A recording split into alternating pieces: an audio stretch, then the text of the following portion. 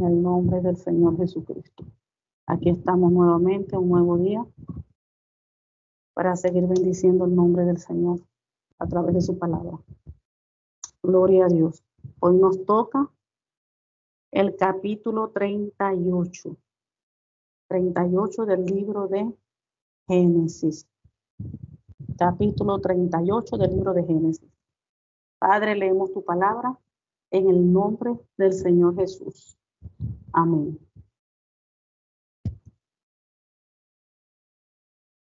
Judá y Tamar.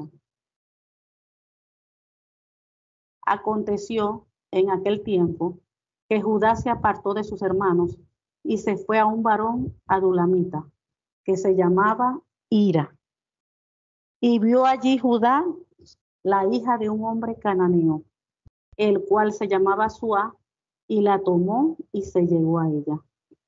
Y ella concibió y dio a luz un hijo, y llamó su nombre Er. Concibió otra vez y dio a luz un hijo, y llamó su nombre Onán. Y volvió a concebir y dio a luz un hijo, y llamó su nombre Sela. Y estaba en Kesid cuando dio a luz. Después Judá tomó mujer para su primogénito Er, la cual se llamaba Tamar. Y Er, el primogénito de Judá, fue malo ante los ojos de Jehová, y le quitó Jehová la vida. Entonces Judá dijo a Otán: llégate a la mujer de tu hermano, y despósate con ella, y levanta descendencia a tu hermano. Y sabiendo Onán que la descendencia no había de ser suya, sucedía que cuando se llegaba a la mujer de su hermano, vertía en tierra por no dar descendencia a su hermano. Y desagradó en los ojos de Jehová lo que hacía, y a él también le quitó la vida. Y Judá dijo a Tamar su nuera: quédate viuda en casa de tu padre hasta que crezca Sela, mi hijo, porque dijo: no sea que muera él también como sus hermanos. Y se fue Tamar y estuvo en casa de su padre. Pasaron muchos días y murió la hija de Suá, mujer de Judá. Después Judá se consoló y subía a los trasquiladores de sus ovejas, a Timnat, él y su amigo Hira, el adulamita. Y fue dado aviso a Tamar, diciendo: he aquí tu suegro sube a Timnat a trasquilar sus ovejas. Entonces se quitó ella los vestidos de su viudez y se cubrió con un velo y se arrebozó y se puso a la entrada de Naín junto al camino de Timnat, porque veía que había crecido Sela y ella no era dado a él por mujer. Y la vio Judá y la tuvo por ramera, porque ella había cubierto su rostro. Y se apartó del camino hacia ella y le dijo: déjame ahora llegarme a ti, pues no sabía que era su nuera. Y ella dijo: ¿qué me darás por pagar por llegarte a mí? Él respondió: yo te enviaré del ganado un cabrito de las cabras. Y ella dijo: dame una prenda hasta que lo envíes. Entonces Judá dijo: ¿qué prenda te daré? Ella respondió: tu sello, tu cordón y tu báculo que tienes en tu mano. Y él se los dio y se llegó a ella, y ella concibió de él. Luego se levantó y se fue, y se quitó el velo de sobre sí y se vistió la ropa de su viudez. Y Judá envió el cabrito de las cabras por medio de su amigo el adulamita, para que éste recibiese la prenda de la mujer, pero no la halló. Y preguntó a los hombres de aquel lugar diciendo: ¿dónde está la ramera de Naín junto al camino? Y ellos le dijeron: no ha estado aquí ramera alguna. Entonces él se volvió a Judá y dijo: no la he hallado. Y también los hombres del lugar dijeron: aquí no ha estado ramera. Y Judá dijo: tómeselo para sí, para que no seamos menospreciados. He aquí, yo he enviado este cabrito y tú la hallaste. Sucedió que al cabo de unos 3 meses fue dado aviso a Judá, diciendo: Tamar tu nuera ha fornicado, y ciertamente está encinta a causa de las fornicaciones. Y Judá dijo, sacarla y sea quemada. Pero ella, cuando la sacaban, envió a decir a su suegro, del varón cuyo son estas cosas estoy encinta. También dijo, mira ahora, ¿de quién son estas cosas? El sello, el cordón y el báculo. Entonces Judá lo reconoció y dijo, más justa es ella que yo, por cuanto no la he dado a Sela, mi hijo. Y nunca más la conoció. Y aconteció que al tiempo de dar a luz, he aquí había gemelos en su seno. Sucedió cuando daba a luz, que sacó la mano el uno, y la partera tomó y ató a su mano un hilo de grana, diciendo, este salió primero. Pero volviendo él a meter la mano, que aquí salió su hermano, y ella dijo, ¿qué brecha te has abierto? Y llamó su nombre Fares. Después salió su hermano, el que tenía en su mano el hilo de grana, y llamó su nombre Tara. Gloria a Dios, Señor. Grande es el Señor. Ok. Aquí vemos desde el capítulo, volvamos al capítulo 1. Dice, aconteció en aquel tiempo que Judá se apartó de sus hermanos y se fue un varón adulamita que se llamaba Ira. Aquí podemos ver que adulamita se le llama a los habitantes de la ciudad de Adulam. Ira era el amigo de Judá. Como allí dice que aconteció en aquel tiempo que Judá se apartó de sus hermanos y se fue un varón adulamita que se llamaba Ira. O sea que él era de Adulam, esa ciudad era Adulam. Y a los habitantes se les llamaba adulamita. Y Adulam era una ciudad de Judá que estaba situada en la región fértil de la Tefelá, aproximadamente a medio camino entre Belén y Laquis. Seguimos. Ahí nos narra que allí vio a una mujer cananea. Vio a una mujer cananea. Recuerden que los cananeos son descendientes de Can. Recuerden Can, los tres hijos de Noé, el menor Can. De allí salieron los cananeos. Entonces toda esa región de los cananeos, de allí habitaron los descendientes de Can. En esa parte habitaron todos los descendientes de Can.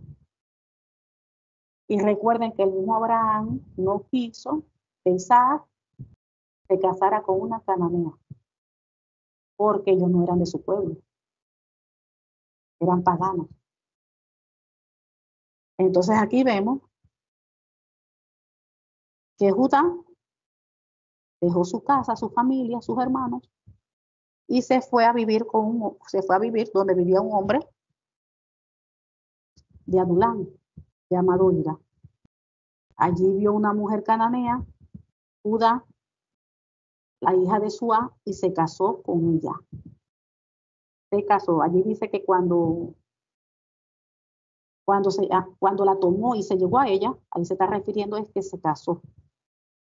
La tomó, se casó con ella y se acostaron. Ya luego de acostarse, ella quedó embarazada y dio a luz un hijo y le puso por nombre Er. Er, ¿qué quiere decir? Er significa en hebreo vigilante. Después volvió a quedar nuevamente embarazada y dio a luz otro hijo y le puso por nombre Onán. Onán en hebreo significa fuerte.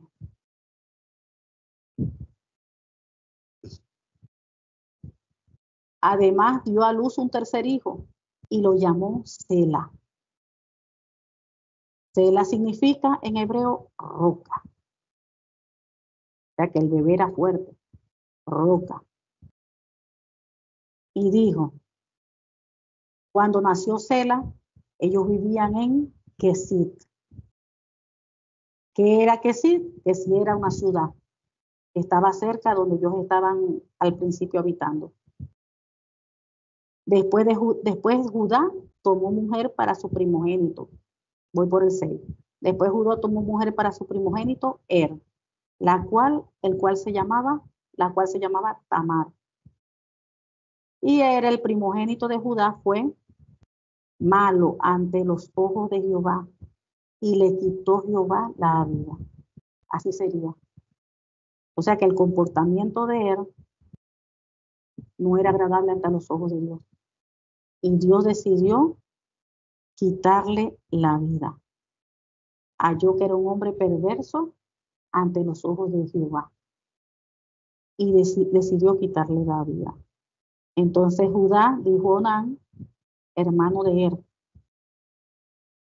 cásate con Tamar, como nuestra ley exige al hermano de un hombre que haya muerto, que él debía de darle un heredero a su hermano. Aquí vamos a detenernos un momentico aquí. En las costumbres de aquellos tiempos, ellos tenían esas costumbres. Que, por ejemplo, se casaba el hombre, el hijo de tal, se casaba con la mujer. Si sucedía algo y él moría, y él tenía hermanos, conforme a las costumbres de ellos, el hermano tenía que darle descendencia a ella, casarse con la mujer y dejar descendencia para su hijo. ¿Qué quiere decir eso? Que ese hijo no iba a ser de él, sino que si el hermano había muerto, el hijo que iba a tener con la mujer iba a ser del muerto, descendencia de él, hijo del muerto, no hijo del que lo tuvo con la mujer. Vemos un caso, un ejemplo en la Biblia, lo vemos en Mateo 22 del 23 al 30. Voy a leerle un momento para dar referencia. Dice, en aquel día vinieron a él los seduceos, que dicen que no hay resurrección, y le preguntaron diciendo, Maestro, Moisés dijo, si alguno muere sin hijos, su hermano se casará con su mujer y levantará descendencia a su hermano. Hubo pues entre nosotros 7 hermanos. El primero se casó y murió, y no teniendo descendencia, dejó su mujer a su hermano. De la misma manera también el segundo y el tercero hasta el 7º. Y después de todos murió también la mujer. En la resurrección, pues, ¿de cuál de los 7 será la mujer? Ya que todos la tuvieron.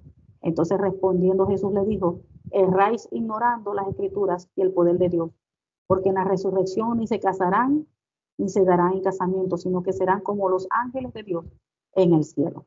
Pero aquí el punto es, la referencia es de que ellos tenían esas costumbres, que si moría y no dejaba hijos, era el deber del hermano tomar a la mujer y dejarle descendencia al muerto. Pero aquí vemos que al hermano no le gustó, no estaba de acuerdo con esas costumbres. Entonces dice, en el 9, ahí vemos, pero Onán no estaba dispuesto a tener un hijo que no fuera su propio heredero. Por eso es que cada vez que él tenía relaciones sexuales con la mujer de su hermano, él derramaba el semen en el suelo. Y esto evitaba que ella tuviera un hijo con su hermano. Pero allí vemos, así que el Señor consideró una maldad lo que Onán estaba haciendo. El negar el hijo a su hermano muerto. Y el Señor también le quitó la vida a Onán. Tremendo, ¿no? Tremendo. Por lo que él estaba haciendo, a Dios le pareció algo aberrante, algo detestable, algo terrible. Y le quitó la vida también al segundo hermano, por lo que estaba haciendo. Entonces Judá le dijo a Tamar, su nuera, que volviera a su casa, a la casa de sus padres, y permaneciera viuda hasta que su hijo, que era el menor, el Sela, que tuviera la edad suficiente para casarse con ella. Él le estaba haciendo una promesa a ella. Eso no estaba en el corazón de él, porque es lo que tenía miedo de que también muriera el tercero. Pero le estaba, pues en su corazón le estaba mintiendo. Entonces le dijo que cuando su hijo menor tuviera la suficiente edad para que se casara con ella. Pero en realidad Judá, él no pensaba hacer lo que tenía. Porque él temía que Sela también muriera, al igual que sus 2 hermanos.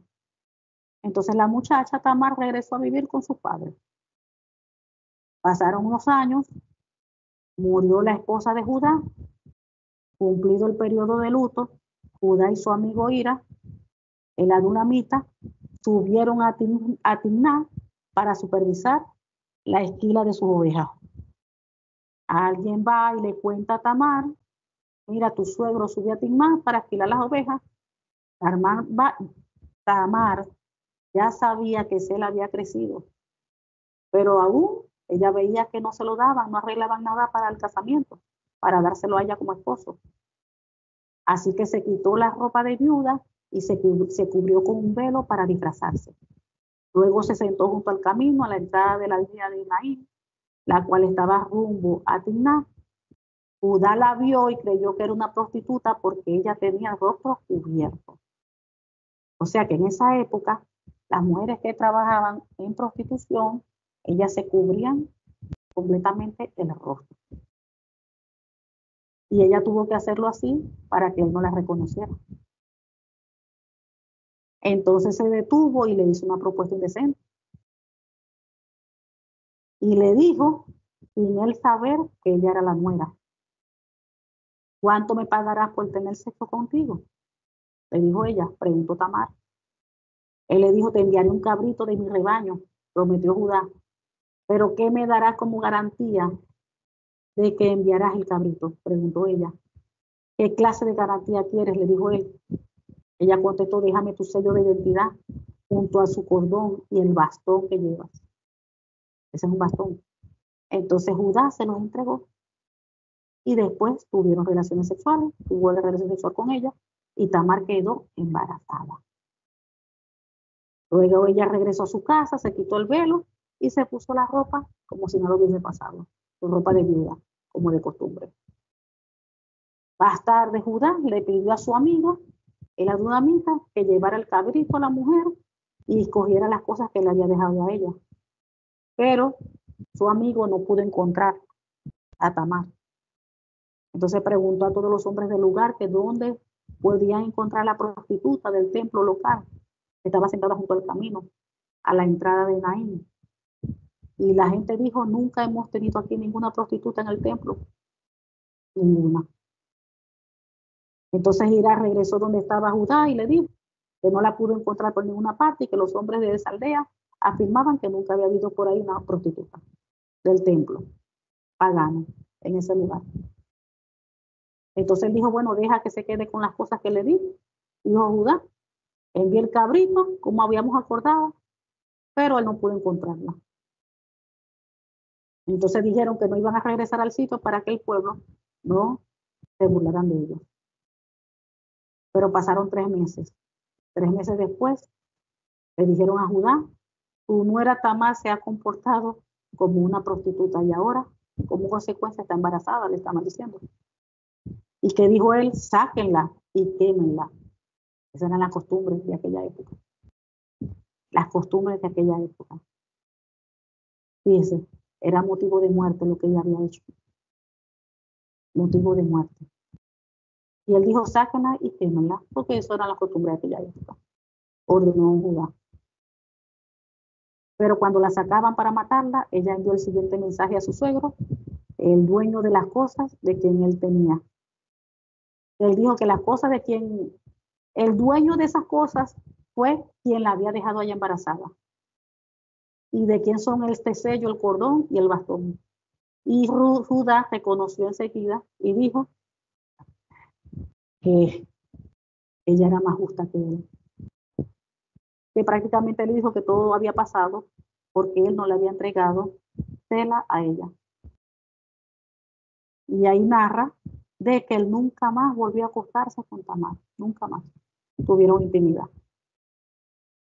Y que cuando llegó el tiempo de Tamar de dar a luz, se descubrió que esperaban gemelos.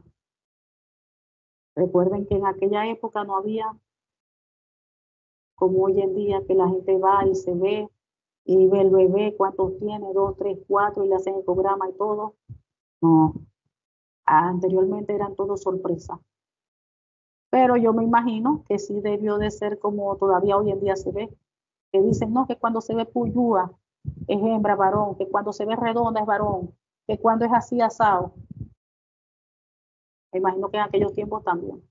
Entonces, ¿qué dice? Cuando llegó el tiempo de Tamar de dar a luz, se descubrió que esperaba gemelos, o sea, que eran dos. Y durante el parto, uno de los niños sacó la mano.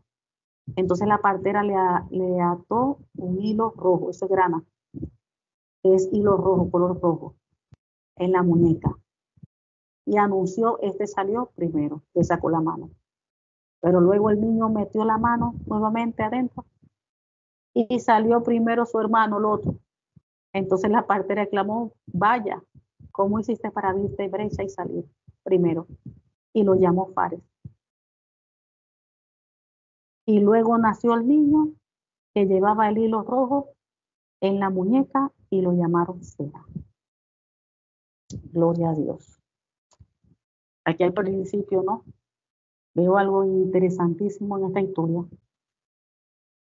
Interesantísimo, interesantísimo. Que vemos cómo Judá tomó para sí mujer de allá de Canaán. Y allí vemos cómo, wow, prácticamente perdió a dos hijos. Perdió a dos hijos. El primero, dice allí el Señor, que era malvado, o sea, era malo. Para que el Señor lo cortara así, así sería de terrible malvado que el Señor le quitó la vida. Entonces ahora podemos entender un poquito por qué Abraham insistió tanto en que su hijo Isaac, que Dios tenía promesa con Isaac, que no se enredara, que no buscara mujer, esposa de los cananeos. Recuerden que allá, Canaán, recuerden, de Can, el tercer hijo de Noé, esa descendencia fue terrible. De allí viene Sodoma, Gomorra. Esa descendencia de vino allí con mucha contaminación espiritual. Esa descendencia, terrible, terrible delante de los ojos de Dios. Esas 5 ciudades que estaban allí con Sodoma y Gomorra, que eran 5. Ciudades terribles, terribles. Fíjense que Dios tuvo que destruirla con fuego y azufre. Entonces la Biblia dice, ¿verdad? Que cuando uno se une con una prostituta, allí todo lo que está en esa prostituta se le mete al otro y lo que tiene el otro se le mete al otro, lo que es la parte espiritual, porque los dos se vuelven una sola carne. Entonces, al unirse, eso es como si fuera hoy en día, lo mismito. Una persona, vamos a poner una mujer cristiana, o un hombre cristiano, un hombre de Dios, un hombre cristiano que tiene el Espíritu Santo. Viene de repente, se enamora locamente de una mujer que no es cristiana, no quiere a Dios, nada, no tiene el Espíritu Santo dentro. ¿Qué pasa cuando ellos se casan, se unen? Dice la Biblia que se vuelven una sola carne. Lo que está en ella, se mete en él. Y si en él está en algo, si en él hay también cosas espirituales, eso sabe ahí, una mezcolanza. Eso se hace allí, una mezcolanza. Entonces ahora podemos entender por qué Abraham tuvo tanto cuidado, insistió tanto de que Isaac no se uniera con las cananeas, no buscara mujer allí con los de Canaán allí, no se casara con una cananea. Él estuvo muy pendiente de eso. Tanto que cuando llegó el tiempo de que los hombres se casan más o menos como a los 40 años de edad, era la costumbre de ellos, ya cuando eran maduros ya podían sostener un hogar y tenían con qué.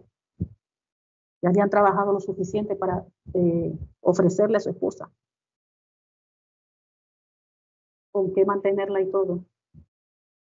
Él fue rápidamente a buscarle a su esposa y a su tierra, con su familia.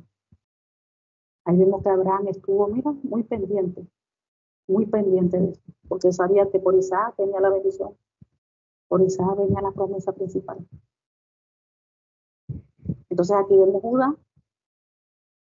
que hizo prácticamente allí lo contrario, buscó mujer pagana.